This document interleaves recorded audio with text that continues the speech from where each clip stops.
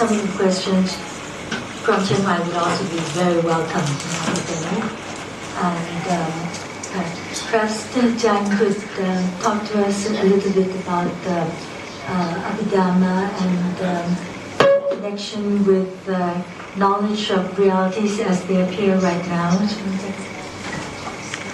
I think that it's time for talking about what you'd like to understand, rather than thinking about the Dhamma from the very beginning. Because I think that anytime and anywhere we can understand Dhamma, even right now. So it's not just start from chapter 1 and go on, just anything which appears now.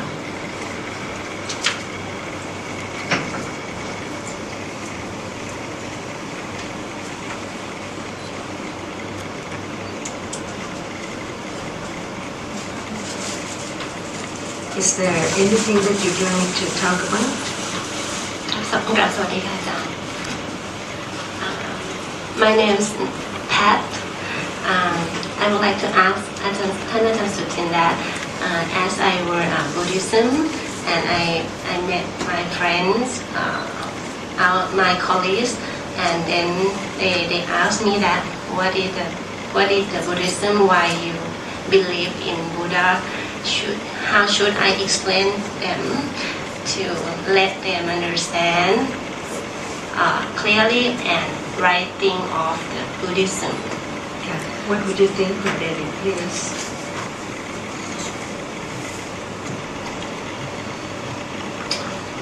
I think you could explain that to understand the teachings of the Buddha is to understand the unsatisfactoriness of life, of the transitoriness of everything, that nothing lasts, and that there's no self in that it's all arising and passing away. There's no self and all passing away. All arising and passing away. Yes, and all dukkha.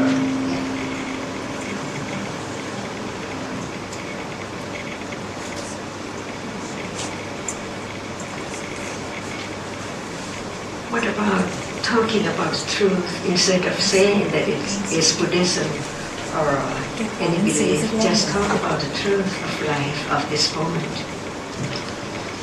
The truth that Ajahn is saying is you mean the five senses? That's right. No. Whatever is real now at this moment, should we talk about in order to have more understanding?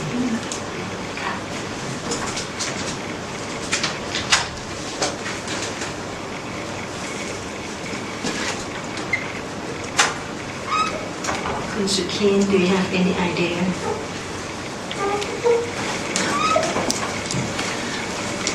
No, I think what I understand you to be asking and suggesting is that instead of just going to start talking about based on what we understand the Dhamma and start talking about the subject of Dhamma, we just find out what the other person is interested in studying, in understanding.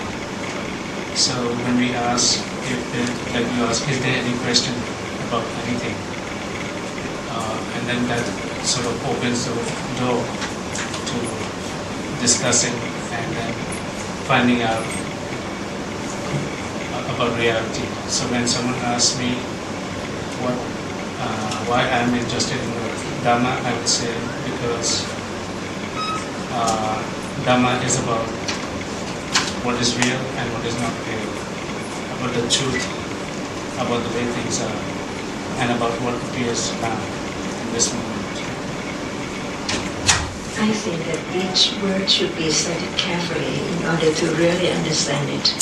For example, Dhamma is quite a word which nobody knows or really understand what is meant, because you see that we can use the word Dhamma, but what is it in reality, in the absolute sense? What is Dhamma?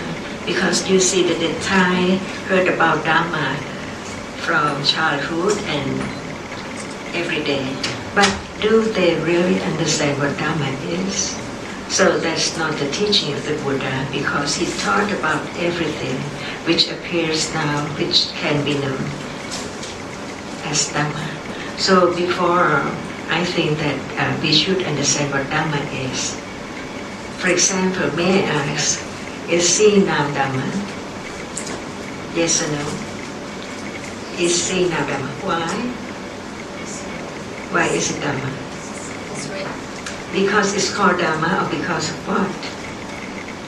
Not just because it's called Dhamma, but the reality which appears is conditioned, so it arises that it can appear now. It's so real, so true, but we have no understanding about this word at all as that which Buddha enlightened and taught about. Otherwise, there is seeing without any understanding, and there is the idea of I see because not knowing about it at all.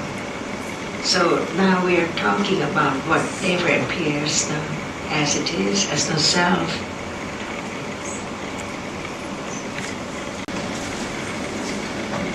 What else is Dhamma? What else is Dhamma?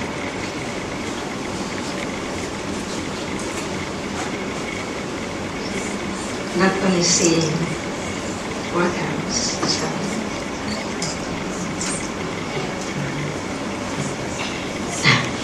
We are studying Dhamma, so we should know what Dhamma is. Pardon? The truth of what? See? Is the truth not changing? Of what? What is the truth? What is true? Otherwise, not studying Dhamma at all, because just hear many words without the deeply understanding of that word.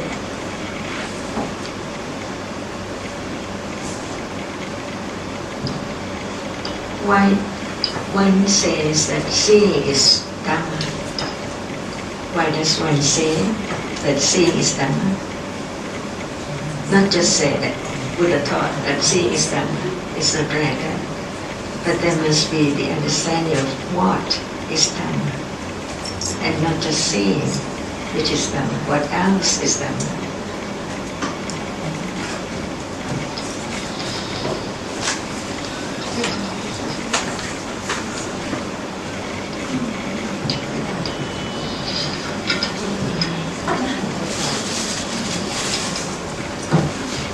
Because seeing is real. What else? Seeing can be experienced. Yes, but what else is Dhamma? Not just seeing. What is seen from conditions? It appears and then disappears instantly, so that person can understand that this is true, and Dhamma is true, and his teachings is true too, because it's all about whatever appears now. Like seeing is not permanent. So can it be taken for self? Me who see, or I who see? Is it you who see? So seeing is seeing, and this is the meaning of Dhamma. No one there at moment of seeing at all.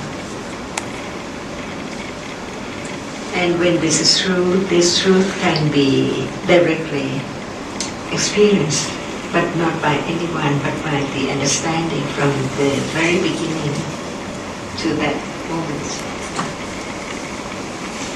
Is it possible to experience directly the arising and falling away of seeing? Yeah, but not now, you see. And without the intellectual understanding, can there be that moment which directly experience the impermanence of seeing right now? Impossible. So it has to begin from theoretical understanding, the parayati, and then patipatti, and then the Prativeda. So now we understand what Dhamma is. What about the Abhidhamma and Paramada Dhamma? We understand that the Paramata Dhammas are realities, that they're conditioned, that there are 4 categories, Dhamma being 2, Rupa and Nibbana. They're impermanent and they're not so. But this is just alright to use just the word Dhamma without Paramada. Just Dhamma, is it enough or not enough? Why do we have the other word, Paramada Dhamma, not just Dhamma?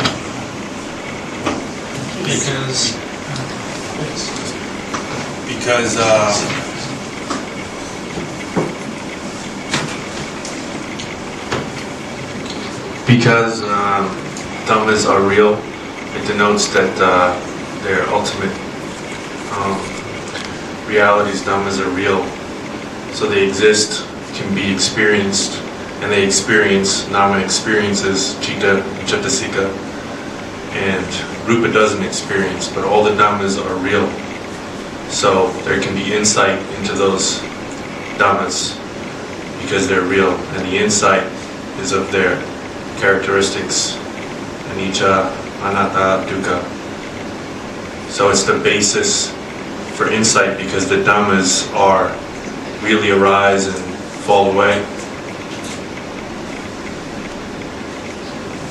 Because you see, it's not easy at all to enlighten the truth of Dhamma. Because even from hearing from the very beginning, it's very difficult and very subtle. For example, when we talk about seeing, and when one is asked whether seeing is real or is it permanent or not, the answer is just very simple, like it's a reality and it's real and it's not permanent. But in order to really directly experience the arising falling away of seeing is so very difficult. That's why there is another word like the explanation why do we have to have that word too, Abhidhamma, because it's so very subtle. Even it's Dhamma, but Dhamma, all Dhammas are very subtle. When we talk about the suffering or the dissatisfactoriness of Dhamma, it doesn't mean that anyone can understand the dukkha of the Dhamma, which means the arising and falling away at all. One knows that seeing is not hearing, but at the moment of seeing, there is no hearing. And it's so true that it can be directly experienced, but not by that which is not developed yet. Just hearing that seeing is not permanent is not enough, because it's the word of truth that it can be proven only when Panya developed to that degree, so that one can see that seeing cannot be taken for me or self or anything, because it's just conditioned to arise and it falls away instantly before hearing can arise. And this is meant by the subtlety of Dhamma. So it is Abhidhamma. And another word is Paramata Dhamma, because no one can do anything at all. No one can condition seeing to arise. No one can stop the arising and falling of realities from this moment to another moment, because that's the nature of reality. So that is Paramata Dhamma, beyond anyone's control. And it's so very deep and subtle. That's why it's Abhidhamma. But in Abhidhamma, are you studying Paramata Dhamma? Are you studying just Dhamma? Yes, the same. Ajahn, can you please suppose want to explain the meaning of Abhidhamma in one sentence to somebody, or Paramata Dhamma in one sentence? What should we say? Yeah. Whatever is real is Dhamma, but since it's very subtle that no one can understand its characteristics, so very soon. That's why it is Dhamma. It takes time to study and to really understand. Even just now, seeing is not self or hearing is not self. And since no one can do anything, no one can change the characteristic of seeing into hearing or thinking, and that is meant by Paramata Dhamma, the absolute truth. In one sense, I think it's real. Like you say, WFB, its concept, second floor, its concept, and we live in this world. And the difference is the Paramata Dhammas are always the same. Seeing is always performs the function of seeing. Color, it's always one color. It's something concrete.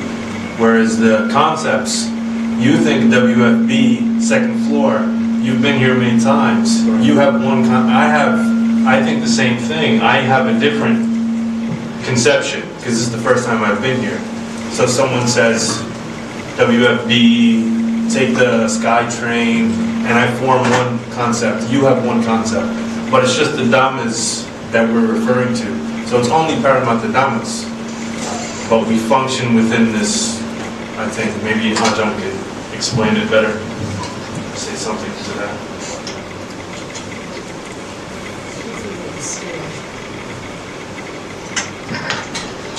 Actually, I got also the problems. When I start learning Dhamma, it's quite difficult to accept that this is not man, this is not cat, this is not building or whatever. Even if we ask what it is, if we go by the concept, it is Mahaputarup and Avinipokarup. This is the component of those things. And I still did not really get those until I find a phrase, some wording from your lecture. You're saying that because of all the things arising and falling so quickly, and you did not see that the rise and fall, that is the santati. And because of the sanya, start to memorize from the childhood that, okay, this is that, this is this, and this is that. So the sanya, we see things that it's just like permanent, and then we memorize that this is this and that, whatever the name we give it to it.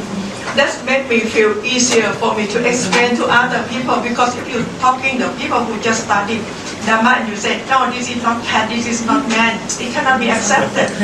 But if we say that, to me, I feel that if we learn more at the start, we have to take that, okay, this is not cat, this is not person, not human being. But we learn more about, just like the gentleman say about the sanya, even what you call the kana sanya, that you break into the small pieces, just like neno or kalapa, or in terms of speedy, in terms of vichijit. So just right now, I try to understand in those terms, and that get from your lecturing, to make me feel understand easier, and very, very natural for me. When I see things, I say, okay, this is because of the sanya, memory, this is a lady, this is what. To me, it helped me a lot. And the other thing is that I listen about this is not man, not human, whatever, for a long, long time, and I memorize from what you just teaching or lesson know.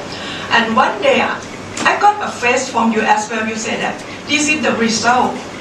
The result that to make me truly accept that this is not man or people, because you accumulate the knowledge, you accumulate the learning until you say that, okay, we start at the first, this is not man, this is not cat, it's hard to accept, but when we learn things accumulate, from time to time you understand more and more, and later on it's just like naturally that we accept that, okay, this is the results, mean that this is the ends, but we have to means to understand things until we come to this point. So just share that this is the way that, I got lots of questions when we start to learn things. I can memory things, but not really get. And even in terms of learning as well, because we have to start to memorize, to understand, to memorize at a sanya. That will be the factor for the sati to recall when you consider things more and more. So I try to go by step, but not. It's more on just understanding, but not really in a realizing step. That's what my experience. Thanks. Can I say something? I mean, I've not ever thought about it, but when you spoke, I started to think about it, and why people do have a problem when they start thinking about. They point at a person or animal and they say, this is not a person and this is not an animal, and they're confused. I think they should be confused, because at that time they are thinking in terms of animals, a cat, and saying that this is not a cat. That's wrong. That's not the way to understand it, because what is taught is that seeing does not see a cat. Seeing experiences visual object.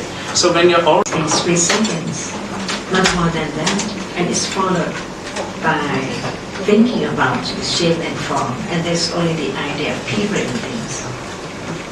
So people and things are not the absolute realities, because without the absolute realities, there's nothing at all. Nothing without the absolute truth or absolute realities. So one has to understand that we think that we see, we think that we hear. Actually, what is seeing? Seeing is not I, it's not we, it's not anyone at all. It's only a reality which is conditioned to arise and see. It cannot think. As soon as it has arisen, it falls away instantly. Who knows? But is this true or not? That seeing is not thinking, is not hearing at all. So at the moment of seeing sees only visible object, and hearing hears sound, so they cannot arise simultaneously at all, one after the other. So what is I? Or is there I or self who sees, who hears, who thinks, or they are only different realities, uncontrollable, because each is conditioned by its specific conditions, like seeing, without the ideas, without the visible object, without that which can see. Whatever appears now cannot appear, even is real, is a reality. Like sound is a reality, but when it's not heard, who knows that there is sound? Like now, so studying Dhamma is not reading from page to page, but it is moment of studying that which appears, as when we are talking about hearing. Say, hearing, there's hearing and there's sound. It's time to understand or to study sound and hearing as they are different realities. See, not just in the book about hearing and sound, but now it appears as a reality which hears, a reality which is heard, no one there at all. And this is the meaning of studying, not just only reading, and it's not just the theoretical understanding. It has to be the understanding of this very moment.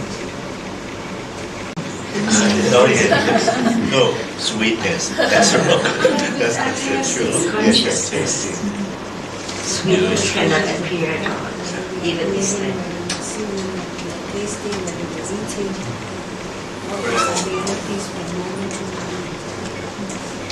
Yes, Ajahn, we all trap all the time. Even when I test this, it's not say testing, it's just say, oh, very good, tastes good.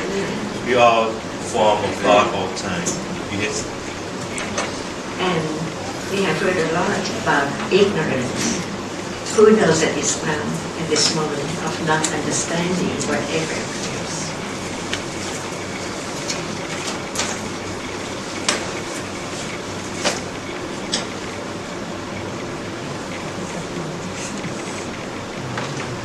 I have heard about you talk, long time ago in Thai language, about metta. And you talking like, if your mother try to help her baby or to treat her baby well, if she treat it because she very attached to it, it's like not metta. But as we trying to say seeing as seeing, not to formulate a thought, this is my mother, this is my father, this is my friend. And this is very simple question. I mean, I understand we should do the kusala or something towards any people, but the Buddha also taught in many levels, like you need to respect your father, mother, your teacher or anything. That's still in like Sakaya Tithi, right? So I don't know how to say it in English. Right. So in that sense, it's also helpful if you try to do good to your father or mother, even though you're not really attached. Even you cannot detach from the reality that that's not the person. I don't know what the question is. The question is, is it okay if you see things as a visual object and you're not really attached to it? This is my mother, so I'm supposed to feed her, I'm supposed to do this and that. But I understand that in general we should do good to people, right? But if you have been told that this is your mother, she fed you when you was young, then you're supposed to do good back to her. It's also good in what you say in the general level, ordinary context. I don't know. I'm maybe not very clear in asking question. May I try and help? I think he's trying to say if knowing Paramattha Dhamma will keep you from doing kusala.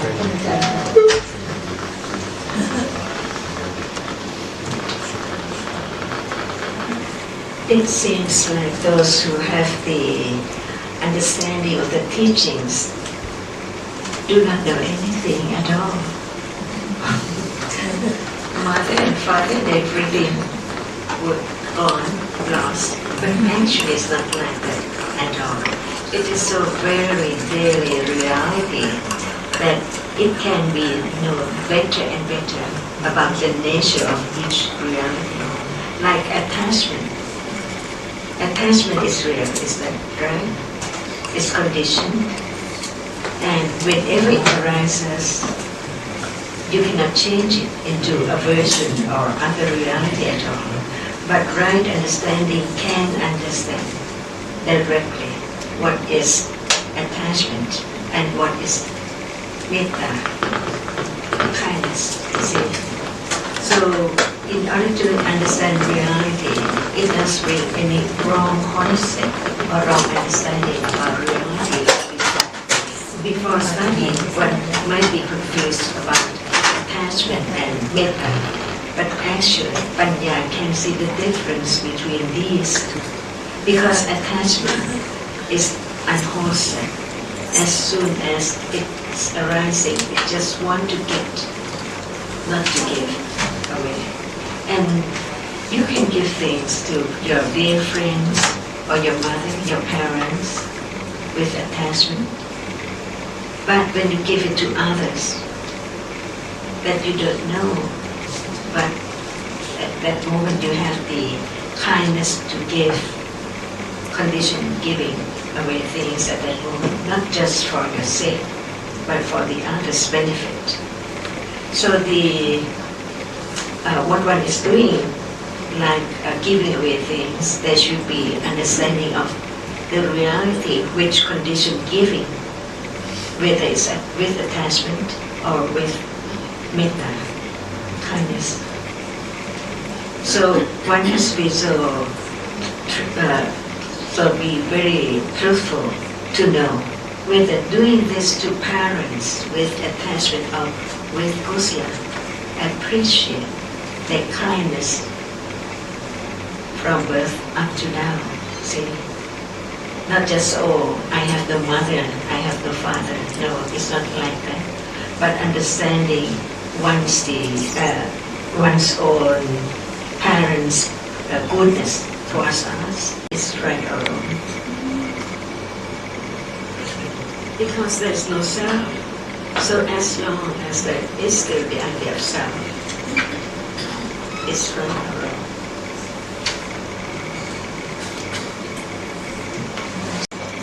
as long as the reality now does not appear as no self, there is no anatta sanya at all.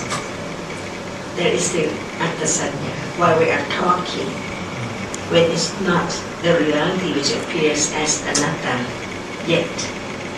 Even that is atta sanya. My earlier question was based on this particular thinking that even at pariyati level of understanding, because sandhya arises with each cetasika, there cannot be wrong sandhya at that time. Therefore, it cannot be nicca sandhya and atta sandhya. So, if it's not anatta sandhya at the level of pariyati, it is not anatta sandhya, then what kind of sandhya is it? It's still atta sanya as long as the anatta characteristic does not appear to the highly developed panya. But does not atta sanya rise conditioned by wrong understanding? Atta sanya arises with akusala moment. Akusala. So when it's pariyati understanding, it's not akusala. No. So it's not atta sanya. But it's there as anusaya. As Anisaya. So, what is sanya? Please put it, what is sanya? Remembering when Tedesika marks an object, Yeah. remembers that. As long as I and you, what kind of sanya? Atta sanya. It does appear as only visible object. So how can there be another sanya? Because we talk about the words atta sanya and another sanya, while the anotherness does not appear. It can appear only to the level of panya which has developed. To develop panya. Before you die. Yeah, I don't know when. Do you know when will you die? No. So how can I help? No, I mean, suggested how to study. I didn't talk about dying. I mean, suggested how to study. Anytime. Anytime. Yeah, how? When you hear Dhamma, consider whether it's true or not. So it's just from listening. Because you see that your question are concerned with the self. Again, Right. only Panya can do it. Yeah. พุทธังสารนั